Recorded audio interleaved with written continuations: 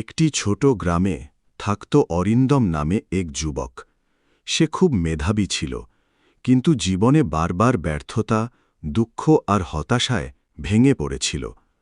পরিবারের অশান্তি, কাজের চাপ আর ভবিষ্যতের ভয় তাকে ভিতর থেকে দুর্বল করে দিচ্ছিল। একদিন গ্রামের এক বৃদ্ধ সাধুর সঙ্গে তার দেখা হল।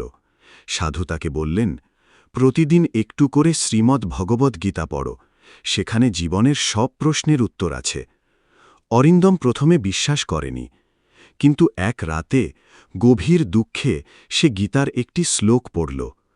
কর্মাণ্যেবাধিকারস্তে মা ফলেষু কদাচনা, অর্থাৎ মানুষের অধিকার শুধু কর্মে, ফলে নয়। এই কথাটি তার হৃদয় ছুঁয়ে গেল। সে বুঝল, ফলের ভয়েই সে সব সময় কষ্ট পাচ্ছিল। এরপর প্রতিদিন সকালে গীতা পাঠ করতে লাগল।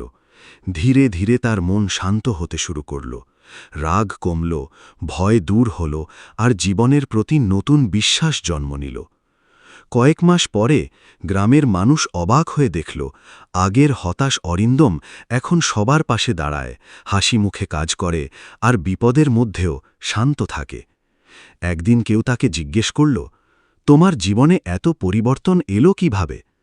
অরিন্দম মৃদু হেসে বলল, শ্রীমদ্ ভগবদ্গীতা আমাকে শিখিয়েছে, জীবনে যত ঝড়ই আসুক, আত্মাকে কখনো হারাতে নেই। গীতা শুধু একটি ধর্মগ্রন্থ নয়, এটি মানুষের জীবনের পথপ্রদর্শক। শ্রীমদ্ ভগবদ্গীতা মানুষের মনকে শান্ত করে, সঠিক পথ দেখায়, আর দুঃখের মাঝেও আশা জাগায়। তাই মানব জীবনে গীতা পাঠ অত্যন্ত প্রয়োজনীয়।